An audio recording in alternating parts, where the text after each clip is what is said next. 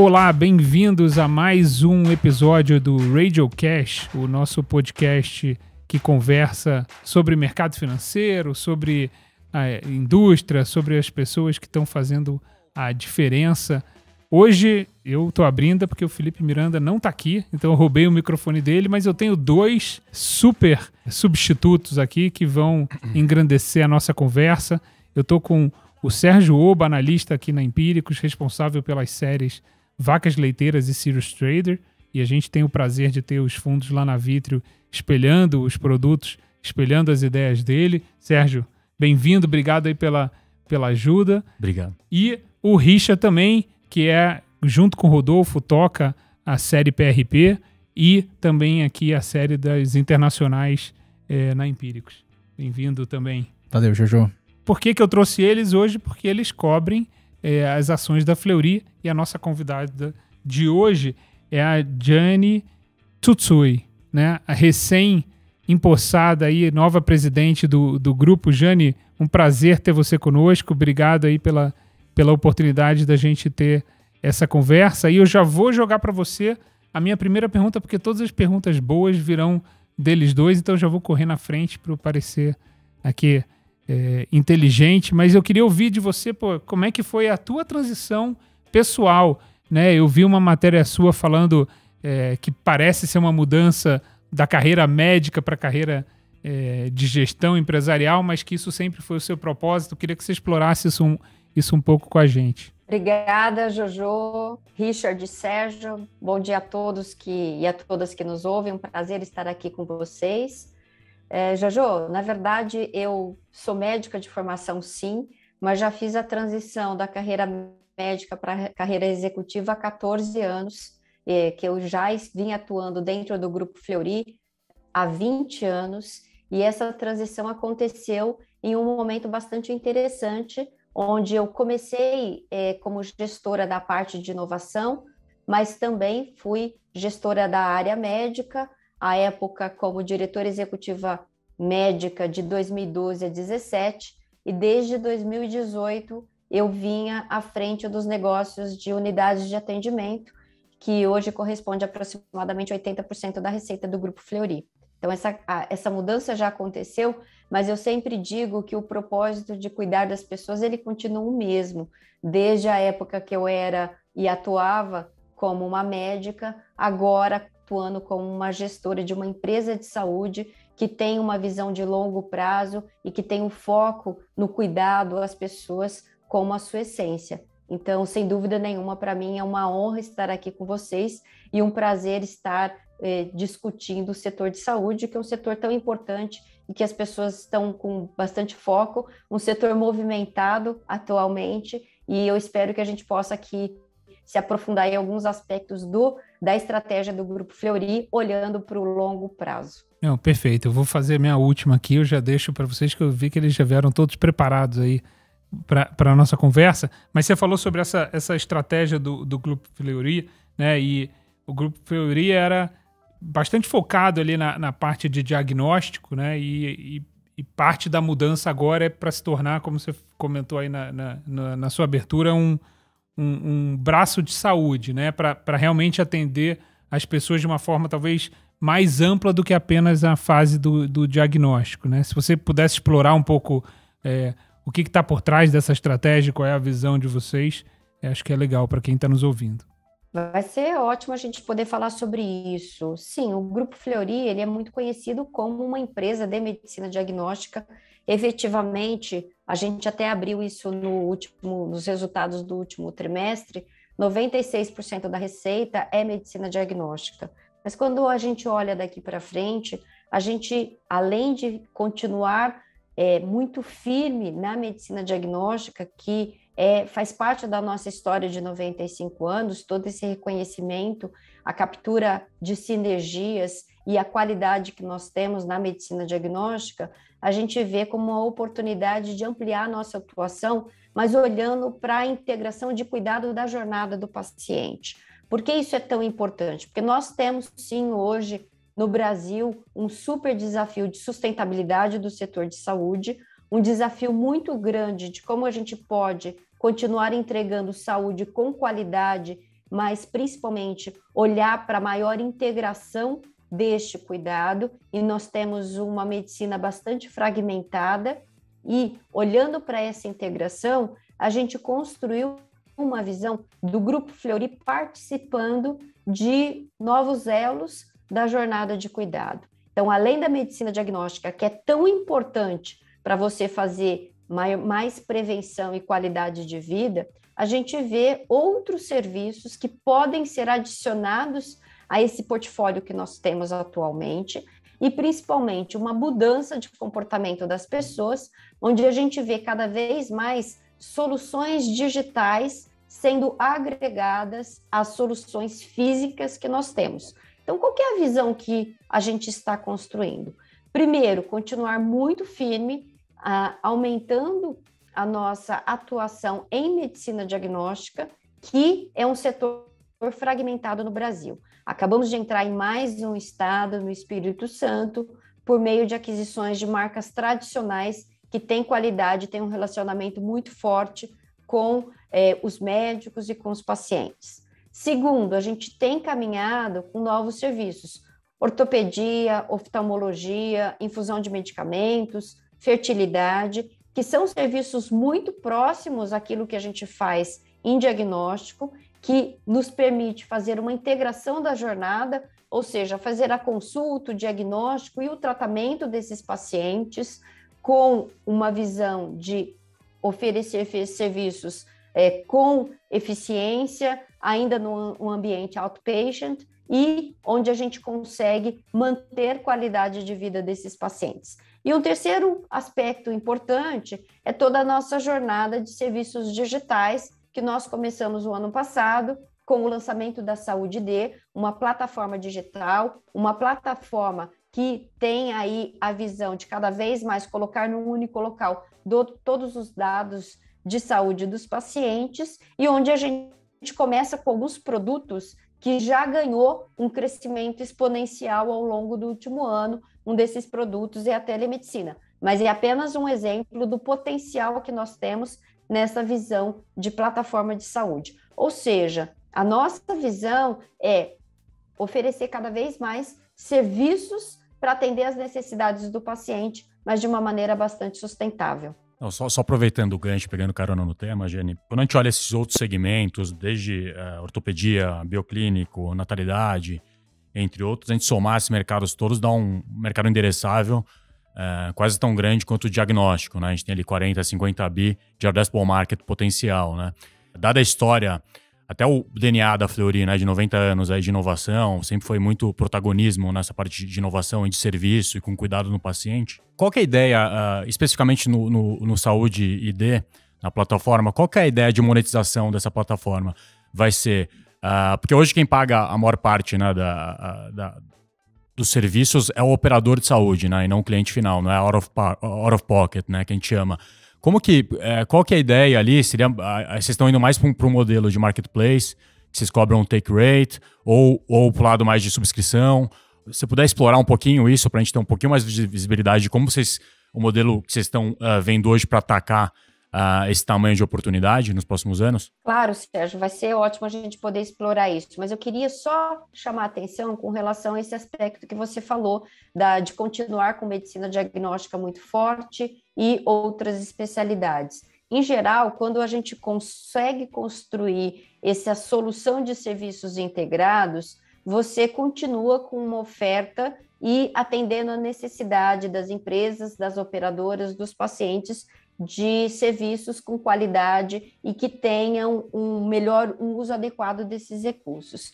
A plataforma em si é um modelo um pouco diferente, porque ela pode tanto oferecer esses serviços que nós já temos, como eventualmente serviços de outros players da área de saúde, buscando realmente um modelo de marketplace.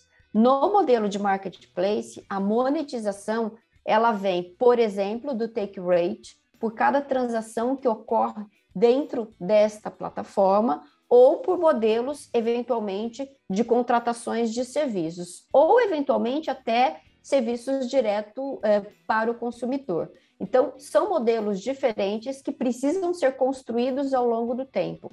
Isso não quer dizer que a gente muda completamente o nosso negócio. Pelo contrário, nós somos uma empresa que temos um track record de execução e um track record de relacionamento de confiança com o nosso cliente, com o nosso paciente e com o médico, que ele precisa cada vez mais ser valorizado. Então, eu sempre digo que a gente agrega a este modelo de confiança de serviços de qualidade as soluções digitais. Nós não abandonaremos isso, nós adicionaremos mais uma forma de você estar conectado com o paciente, principalmente com modelos em que essa mudança de comportamento ela faz sentido para o cuidado preventivo das pessoas. E este modelo, então, respondendo objetivamente a sua pergunta, Sérgio, traz visões diferentes de negócio, como take rate, como modelos que hoje a gente não atende. Jane, você comentou um pouquinho de plataforma, e aí a gente pensa aqui com uma cabeça, né, que a plataforma tem uma mistura de você ter a capacidade de tecnologia e você ter uma escala para você poder distribuir da melhor maneira possível todo esse serviço que você está desenvolvendo em casa.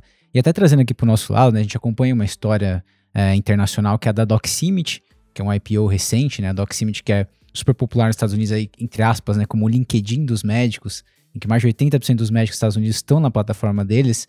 E eles começaram com todo esse business de rede social, conseguiram a escala ali dentro de ter toda essa massa de médicos e começaram a monetizar colocando serviços ali dentro. O mais popular hoje é a telemedicina. E ano passado eles fizeram mais de 60 milhões de consultas remotas, né? Então, os caras chegaram na hora certa e tinham o produto pronto ali e o médico estava ali dentro. E aí, quando você fala um pouco do Saúde ID, olhando um pouquinho de tudo que vocês já falaram a respeito, eu percebo, me corrija se eu estiver errado, que vocês têm os dois focos ali, né? Não é só o médico, vocês estão olhando tanto para o médico quanto para o paciente. E como é que você pensa hoje, qual é a cabeça do Fleury para escalar esse negócio e aí você sim poder se basear na sua tecnologia hoje? Perfeito, a sua visão é absolutamente correta. O potencial de uma plataforma, ele é muito grande, desde que você consiga esse efeito de rede de mais pessoas, mais médicos utilizando esses serviços.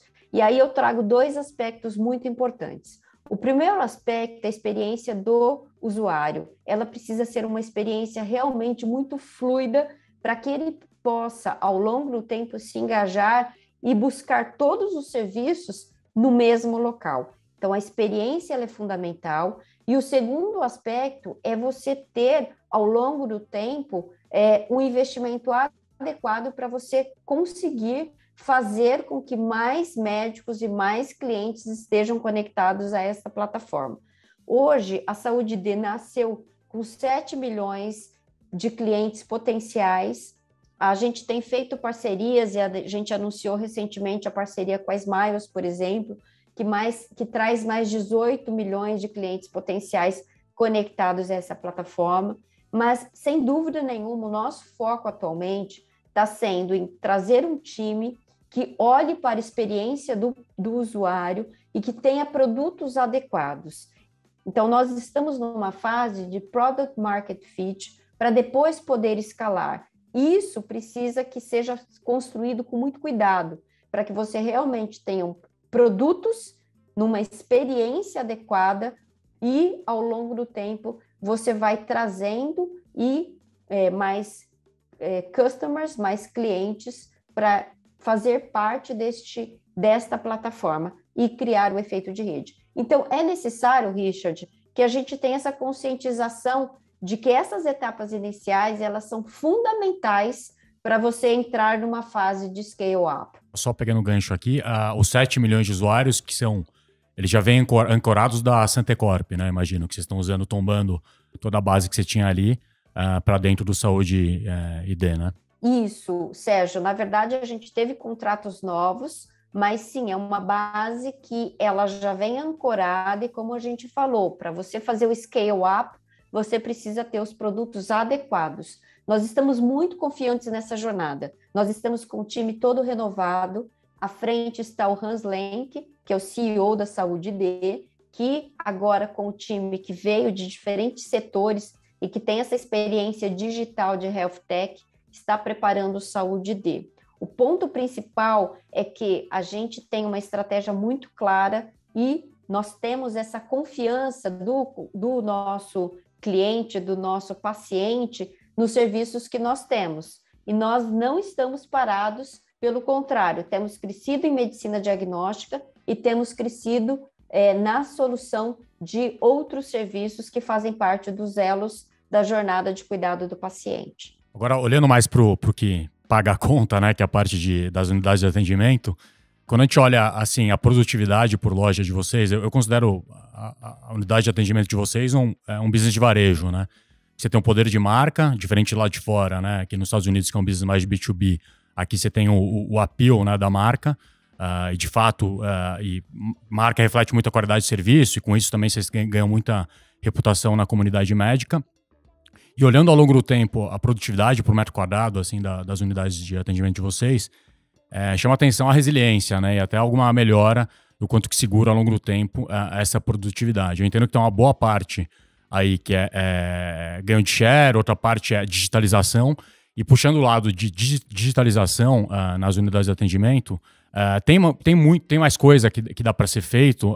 Por exemplo, não sei, talvez a metragem de retaguarda, porque ainda tem, né, muito processo meio que envolve papel, etc., né? Vocês têm espaço para digitalizar as unidades de atendimento e ganhar produtividade, colocar uma máquina de ressonância, por exemplo?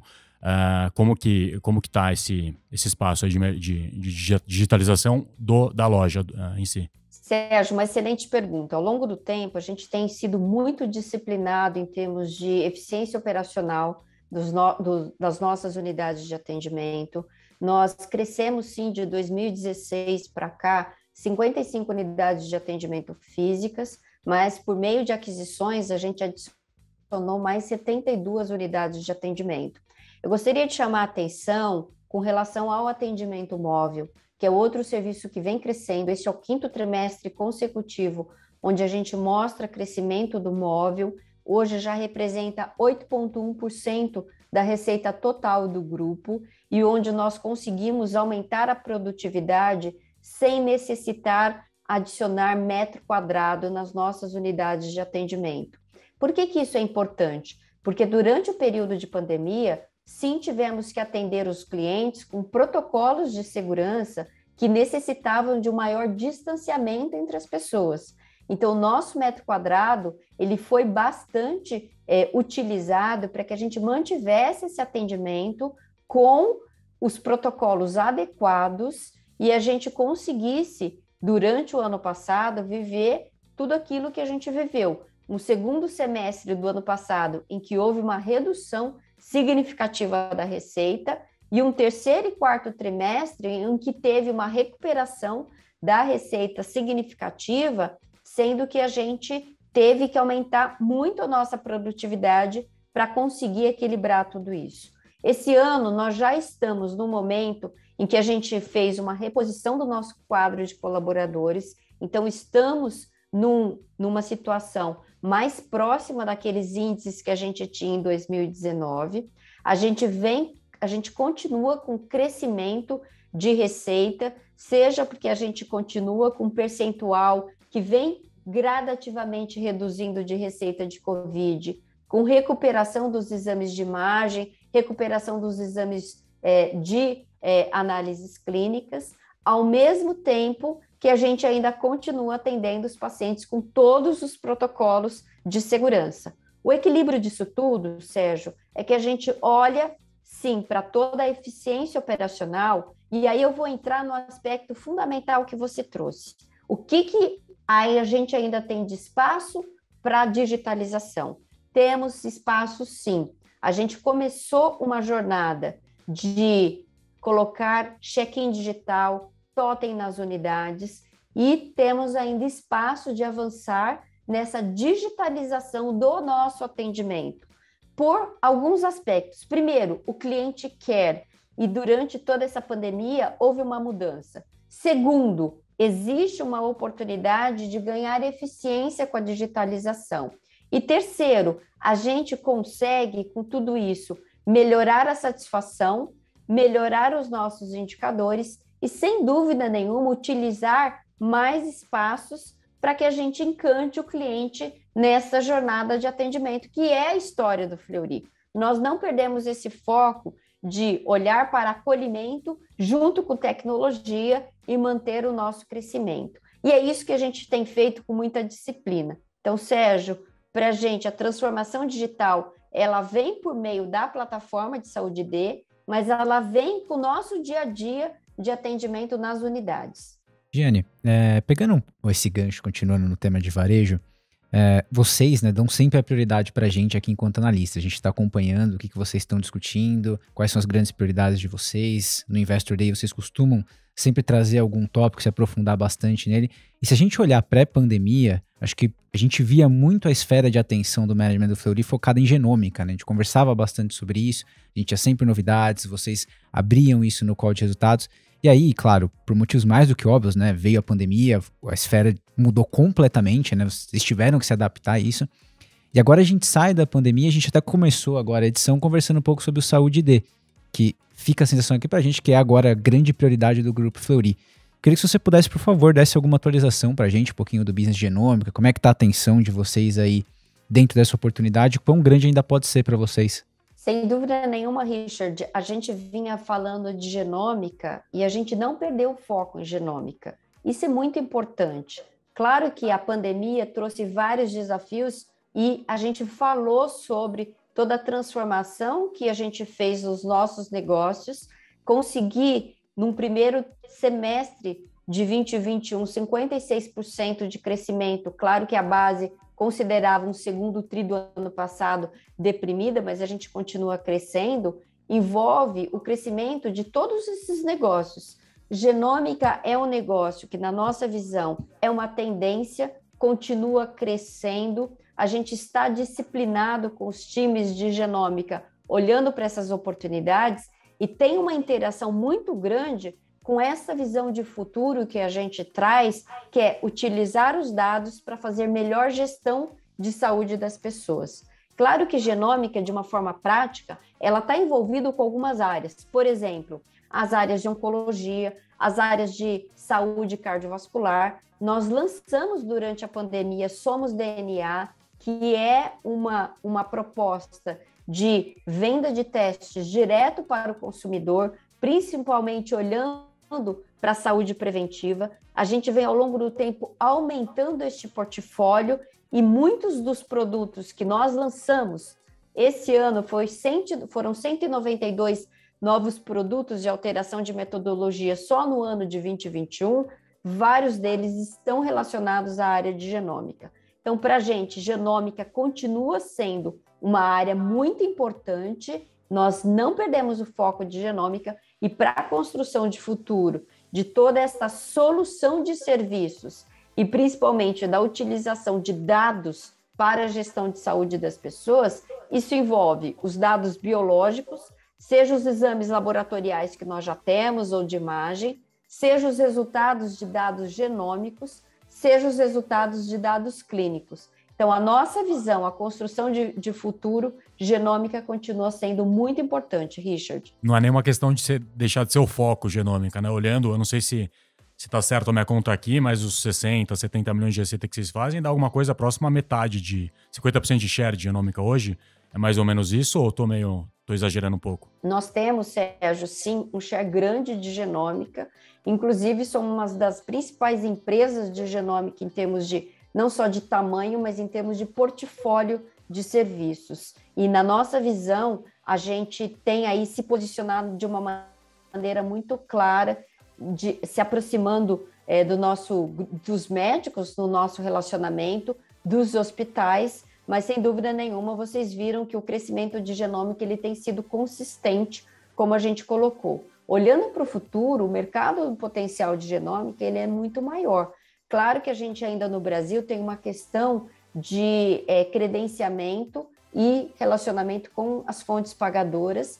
Parte do portfólio ele foi aprovado como fazendo parte aí do rol de procedimentos e a gente ainda tem um trabalho muito grande com relação a isso. E oferecer o portfólio adequado, com os parceiros adequados e principalmente mostrar o valor que esse tipo de teste tem no cuidado ao paciente, ele faz parte de um plano maior que quando a gente olha para os próximos anos, nós continuamos firmes com relação a esse plano sendo implementado. O potencial é muito grande, né, da área de genômica, e eu acho que nós estamos no começo ainda de uma jornada. Como é que foi o impacto, como é que você vê o impacto da pandemia que a gente está aí tentando sair dela, quer dizer, do ponto de vista do olhar de quem está no serviço de saúde, né? O que você, quer dizer, como é que foi esse impacto, não só para vocês no Fleury, mas como é que você vê a saúde, isso mudando a saúde no Brasil daqui para frente? Do ponto de vista do paciente, cuidados, do ponto de vista dos planos de saúde e até dos provedores de serviço. Quer dizer, o que vem de aprendizado e de mudança que vem para ficar? Excelente pergunta. Primeiro, eu acho que a pandemia mostrou para todos a importância do setor de saúde. Muito se falou no avanço de ciência, mas sem dúvida nenhuma o que a gente está vendo agora, que mesmo no momento em que, infelizmente, a gente teve aí todo um aumento de desemprego, o número de vidas na saúde suplementar, ele continua, então é um setor resiliente, e as pessoas perceberam a importância da saúde, e nós temos um desafio gigantesco, porque o envelhecimento populacional vai necessitar de mais recurso, mais cuidado em saúde. Então é um setor que, do ponto de vista de mercado, ele tende a crescer, mas nós precisamos nos preparar para esse desafio. Por isso que a gente sempre diz que, a partir do momento que você constrói soluções integradas, que você constrói soluções que vão aprimorar a saúde, mas que utilize adequadamente esses recursos, porque as operadoras estão, sim, vivendo o desafio de você ter que cuidar de uma série de condições crônicas que já existiam. Associado a isso, teve todo o custo da própria Covid-19. Como que a gente vai equilibrar tudo isso? O que a gente dentro do Fleury tem feito é oferecido as soluções que são adequadas para esse momento. Nós temos hoje um percentual de receita que vem de testes de Covid e que, na nossa visão, ao longo do tempo vai cair e que a gente precisa continuar com essa jornada de oferecer soluções, porque isso é o que a sociedade vai precisar, as empresas, as operadoras, todo o sistema de saúde vai precisar. Então, quem atua no setor de saúde já percebeu a necessidade de mudanças de posicionamento para contribuir com essa sustentabilidade de todo o setor, mas, ao mesmo tempo, tem um potencial, quem conseguir oferecer essas soluções tem um potencial de crescimento muito grande. E um terceiro aspecto que eu queria trazer é a mudança da forma como a gente faz isso. Não tem mais volta, na nossa visão, toda essa digitalização de parte dos serviços do setor de saúde. É algo que vai continuar acontecendo e as empresas precisam se preparar para isso. Então, resumindo, setor de saúde é um setor que vai continuar crescendo, tem um potencial grande, ele é um setor que vai ser cada vez mais desafiado para que as empresas se adaptem a esse desafio de fazer mais com menos, de aumentar o acesso, capturar sinergia, ter eficiência e alocar adequadamente esses recursos. Então, nós, como uma empresa de capital aberto, que tem sim uma oportunidade de crescimento, mas que tem o desafio de manter o retorno para os investidores, o retorno para a sociedade, o retorno para os médicos e pacientes, nós temos uma responsabilidade muito grande, seja na alocação adequada do capital, seja no ganho da eficiência, seja em manter aquilo que faz sentido para os pacientes e para o sistema. Ô, Jovô, não sei se viu uma coisa que chama muita atenção, você pega nos últimos 10 anos as pesquisas com a população brasileira de propensão ao consumo, né? Então sempre foi ali, desejo número 1, casa própria, 2, educação, 3, saúde. Saúde foi para segundo ao longo dos últimos anos e agora na pandemia no ano passado, saúde é a prioridade número 1 de propensão ao consumo do brasileiro. Então acho que é um bom leading indicator. Precisou tá mais em risco, né, para as pessoas. Agora, só pegando aqui, não sei quanto tempo a gente tem exato, Jovô, que é o âncora aqui, mas eu tinha 2 perguntas, são relativamente não, vai tranquilo. Objetivas aqui. A primeira, né? Como que você vê, quando a gente olha para onde vai o dinheiro, né, do operador para a cadeia, a maior parte do gasto vai para a hospitalização, né? Vai para o hospital, daí depois vem exame, medicamento, meio que ficam ali. Como que você vê a tendência ali o primeiro passo já foi dado, né? Que é a verticalização, dado que a maior parte do dinheiro estava indo ali, né, para a internação, então os operadores começaram a verticalizar, a gente pega casos de Apvida, Intermédica, ou até aquela verticalização virtual, né, que uma Sul América da vida está fazendo, que tem algum alinhamento contratual. Mas como que você vê do lado, com o olhar do provedor de diagnóstico, como que você vê essa tendência aí de verticalização? E daí depois, eu tenho uma outra pergunta que é mais específica, a questão da sucessão, né? A gente tem um bloco ali de controle dos fundos, tem o Bradesco, né? Em seguida vem os médicos, né? Que ao longo do tempo venderam os business para a Fleury, ganharam ação do Fleury. E o pessoal, como é que é a questão de sucessão ou como que você vê essa posição ao longo do tempo? Primeiro, Sérgio, a nossa visão é que os modelos não existem para um problema tão complexo como a saúde, um modelo único que vai atender a toda essa situação e toda essa complexidade. Claro que se fala muito sobre verticalização ou verticalização indireta, mas o que nós estamos falando aqui, na verdade, é olhar para a jornada de cuidado do paciente e como você consegue oferecer serviços para essa jornada que sejam o mais eficiente possível.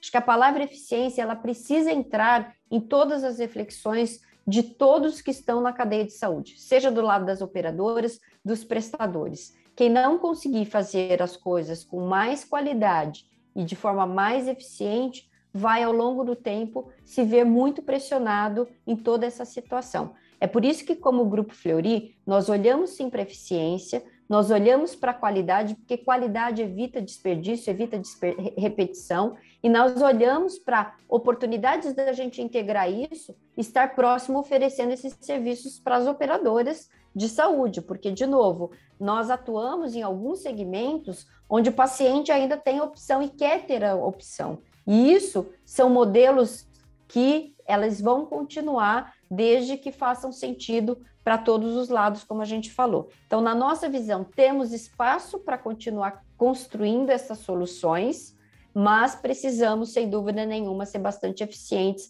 nessa construção. O segundo aspecto que você trouxe é com relação à composição do Grupo Fleury.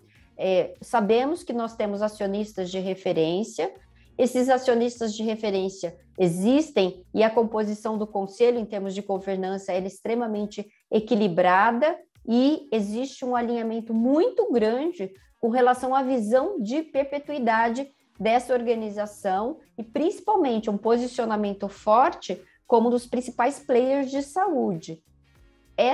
Este alinhamento, ele acontece entre os médicos sócios que são fizeram parte dessa jornada de 95 anos, sim, Bradesco, que cada vez mais olha para essa visão de futuro e tem um alinhamento muito forte, e na nossa visão isso não é de forma alguma nenhum impedimento, pelo contrário, é uma fortaleza todo o nosso nível de governança para que essa empresa continue olhando para todos os aspectos. E aí eu chamo a atenção de um aspecto muito importante que faz parte do posicionamento do Grupo Fleury, é sobre a visão ESG que a empresa tem, o aspecto ambiental, social e de governança. Nós, recentemente, também fizemos a emissão de debênture, 1 bilhão de captação, já atrelado a metas ESG, com impacto ambiental, impacto social, incorporando essas mudanças no nosso modelo de negócio. Então, isso é um aspecto que cada vez mais a empresa está preocupada com essa visão de futuro, em vários aspectos de diversidade, ações ambientais para que a gente reduza o nosso impacto ambiental e, principalmente, trazendo de volta a pergunta do Jojo, como as empresas que atuam em saúde têm cada vez mais um potencial de trazer o social para o seu modelo de negócio. E o Grupo Fleury, há mais de 20 anos, ele atua com aspectos de sustentabilidade, e agora ESG, nós montamos um comitê ESG, o coordenador do comitê é o presidente do nosso conselho de administração, para dar importância do ESG no nosso modelo de negócio, Sérgio. Você comentou sobre os 95 anos do grupo, né, e Ou o que é mais fácil? Cuidar do paciente ao longo desses 95 anos ou cuidar do investidor? Né? Quem tem a saúde mais debilitada e precisa de mais atenção? Né? Porque durante muito tempo, quer dizer, tinha todo o negócio e cuidar dos pacientes, óbvio, mas desde que vocês são uma empresa pública, né? A própria dinâmica, quer dizer, e você está experimentando isso aí na tua função, quer dizer, lidar com o investidor que tem mais ansiedade. Eu vou complementar essa claro, Jojo, que é boa. É. Assim, lá no passado, quando a gente fazia trabalho de campo, eu tô falando 2010, 11, a gente olhava o preço dos produtos, né, da Fleury vis-à-vis da DASA, por exemplo, na época da Delboa Neuriemo, da Fleury tinha um prêmio, mas você olhava a margem do grupo Fleury, era igual da DASA. A gente falava, pô, tá muito bom pro paciente, ruim pro investidor, né? Como que fica esse trade-off? E na época era a Vivian, né? Que era a CEO, antes do Marinelli. A gente falava, pô, tá muito legal pra comunidade médica, tá muito legal pro paciente, mas pro investidor essa margem, acho que sua margem marginal deveria ser maior do que essa, né?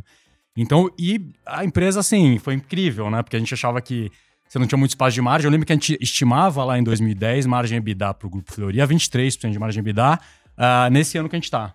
E, pô, o negócio tá quase 30% de margem EBITDA, entendeu? Daí você vê aí uma forma objetiva o quanto que eles foram bons nesse trade-off esse trade-off não, nessa complementaridade, né, entre investidor e paciente. E você vai na loja de fato, é a mesma experiência, até melhor, na verdade, né, do que era aquele ano. Então, só pra complementar. Não, então, tem o que vocês fizeram, né, que eu acho que é esse aspecto, mas assim, como é o dia, né, quem é o mais... Tem uma questão quem tem a social saúde mais problemática aí? Excelente pergunta. Primeiro, eu acho que a gente não tem que viver falsos dilemas. Novamente, ser uma empresa que tem o foco no paciente, que olha para a eficiência de todo o sistema de saúde e olha para todos os stakeholders, é algo que cada vez mais faz com que a gente melhore os nossos processos ao longo do tempo. Nós somos uma empresa que sempre teve essa visão de qualidade e essa visão de foco no paciente. Isso não mudou. Eu garanto a vocês que cada vez mais a nossa construção de futuro ela é baseada numa cultura de foco no paciente.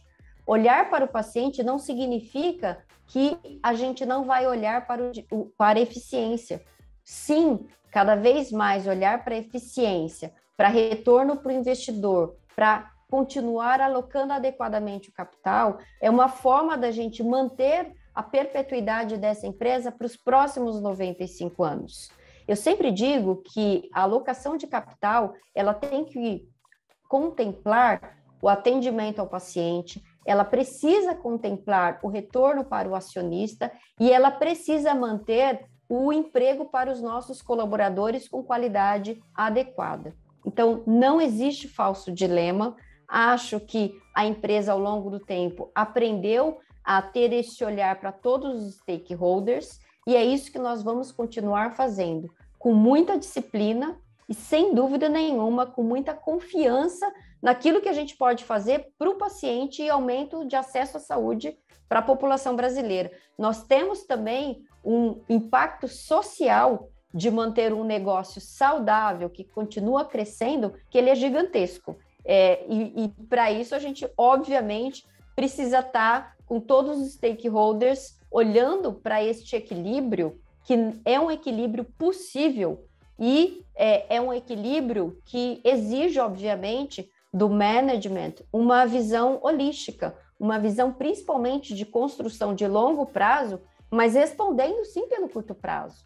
É claro isso para a gente, mas nós não estamos de forma alguma olhando apenas para um lado. Acho que é o equilíbrio, Jojo e Sérgio, que é fundamental. Ouvi dizer que Jabaquara ficou pequeno, né? Vocês provavelmente devem mudar algum dia. E em Jabaquara vocês têm a parte de análise clínica, né? Que é um business tão importante ou maior que até de imagem, né? Todo mundo fala muito de imagem, né? De ressonância, etc. Mas a análise clínica, eu acho que é um business maravilhoso, porque assim, você tem um capex inicial e depois o custo de manutenção daquele negócio é super baixo. Então o retorno sobre o capital investido é super atrativo, né?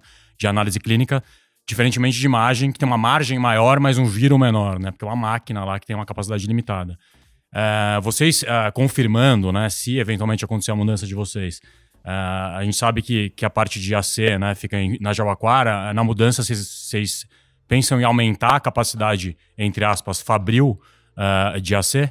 Sim, Sérgio, lembrando que a nossa área técnica do Jabaquara, ela foi inaugurada em 2000 e ela tem uma capacidade que, na nossa visão, olhando para a nossa ambição de crescimento, ela precisa ser ampliada. Por isso que nós estamos programando a mudança da nossa central técnico-administrativa, para que a gente contemple uma capacidade ao longo do tempo de ir crescendo para os próximos anos, da mesma forma que um dia nós fizemos a mudança para o Jabaquara. Felizmente, as nossas projeções lá atrás foram corretas. O grupo tinha estabelecido uma ambição de crescimento, o grupo executou este crescimento e agora a gente precisa se preparar para os próximos anos, daí a necessidade de mudança. Quando a gente faz a mudança, a gente olha, sim, para um pulmão ali de crescimento para os próximos anos, Sérgio. Então, esse é exatamente o objetivo. E isso está alinhado a essa nossa ambição. Vocês tiveram um episódio com ataque de hackers à base do Fleury. Queria que você dividisse com a gente como é que foi, quer dizer, como é que foi essa experiência de ter que enfrentar um problema, assim, em tese totalmente alheio aos desafios, né? Com certeza isso daqui talvez não tivesse num slide de quais são os desafios de crescimento, etc., mas que a gente tem vivido isso em várias indústrias diferentes. Então eu queria dividir um pouco como é que foi essa experiência para vocês e como é que vocês mensuraram, ou se é que mensuraram o prejuízo, como foi o impacto disso para vocês. Sem dúvida alguma, é algo que as empresas hoje estão se preparando mais, dado o aumento do número de incidentes de ataques cibernéticos no Brasil e no mundo, principalmente que durante o período de pandemia isso aconteceu de uma forma maior neste período. O incidente cibernético conosco aconteceu no final de junho. Nós rapidamente, e graças aos investimentos que a gente já vinha fazendo na área de tecnologia de informação, de segurança da informação, a gente teve a nossa base de dados preservada, o que nos permitiu uma recuperação relativamente rápida diante de um ataque cibernético. Nós fizemos, sim, rapidamente a comunicação ao mercado, desligamos as nossas conexões, reestruturamos com todo o time, inclusive com o time apoio externo de consultorias, e a gente retomou rapidamente. Então, em 4 dias, a gente já havia retomado a conexão com os hospitais, que foram a nossa prioridade, e o atendimento ao cliente. Durante todo esse período, a gente manteve o atendimento nas unidades, fazendo o nosso plano de contingência, o que mostrou um aspecto bastante interessante. Ninguém está preparado para isso, mas essa cultura de foco no cliente fez com que todos os times mantivessem o atendimento, mesmo que a gente tivesse temporariamente sem sistemas. O impacto que a gente teve foi no final do segundo trimestre, a gente teve uma relativa queda na nossa receita, mas eu chamo a atenção que mesmo assim a gente teve um recorde de receita no segundo tri, atingimos 1 bilhão e 5 milhões de receita, um crescimento de 104%. Claro que o segundo tri do ano passado a gente teve a queda, o impacto da pandemia, mas foi um tri bastante forte. A gente teve gastos não recorrentes, despesas não recorrentes, devido à contratação de todas essas consultorias e toda essa preparação que a gente teve para a retomada.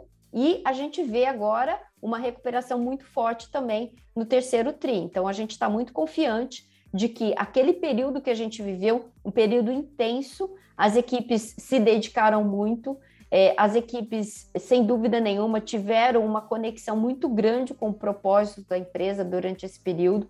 Caso contrário, você não consegue passar por tudo isso.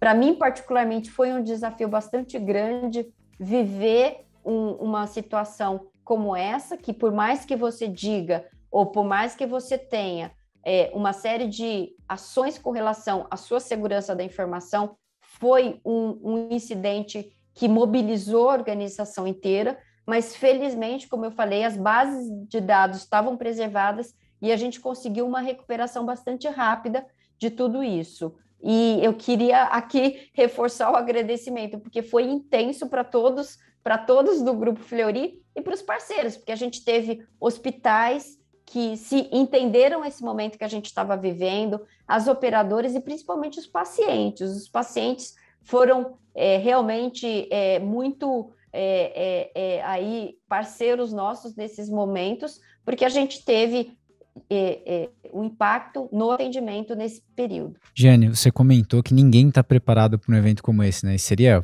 maravilhoso se mais líderes reconhecessem isso também, né? Aqui conversando com muitas pessoas em tecnologia, mesmo falando com muitos CTOs, quando eles estão fechados numa sala contigo, eles falam, cara, é muito difícil você sequer avaliar a ferramenta por conta do dinamismo e do quão rápido esses eventos mudam, né? Como um ataque é completamente diferente do outro. E aí você comentou vários interlocutores diferentes, pacientes, os médicos, os hospitais, os funcionários do Fleury, e você só não comentou de um grupo que é muito relevante pra gente aqui, que são os investidores. Como é que foi para vocês aí com relação aos investidores enquanto estava ocorrendo o evento para vocês ali?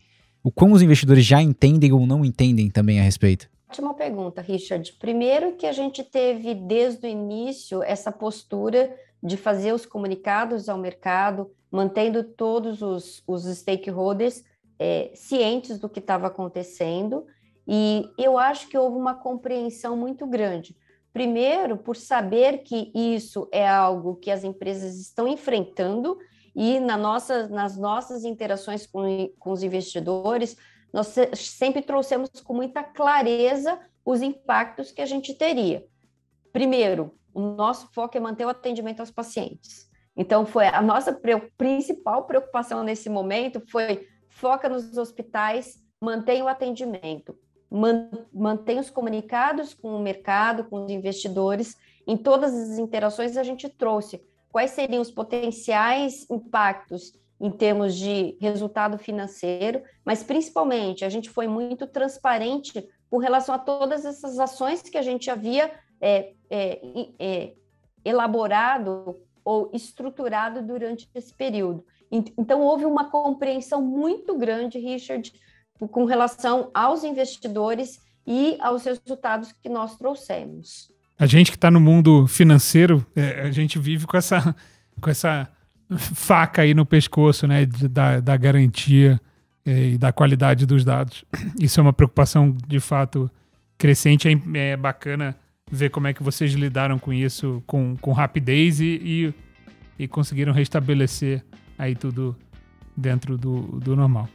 Bom, eu acho que era isso. A gente conversou bastante aqui. Jane, eu queria agradecer muitíssimo a tua participação e disponibilidade, né? Agradecer também Richard e ao Sérgio pela participação aqui comigo. Felipe, de novo, hein? Você tá dando brecha, cara. Tá dando brecha. Vai faltando aqui nos nossos Radiocast, a gente vou ficando mais confiante. E, bom, e para você que nos ouviu aqui, não deixe de mandar seus comentários para radiocast@empíricos.com.br. Mande seus comentários, agradecimentos, suas críticas. Esse bate-papo é para você, então traga sempre as suas ideias aqui. E a gente se vê no próximo episódio. Não deixe de curtir lá no seu agregador de podcast favorito e mande também para os seus amigos que você acha que vão se interessar por isso. Jane, muito obrigado e até a próxima. Muito obrigada pela oportunidade, foi ótimo estar aqui com vocês e o Grupo Fleury continua muito confiante, principalmente na proposta de cuidar da saúde das pessoas. Então, super obrigada, foi ótimo conversar com vocês. Valeu.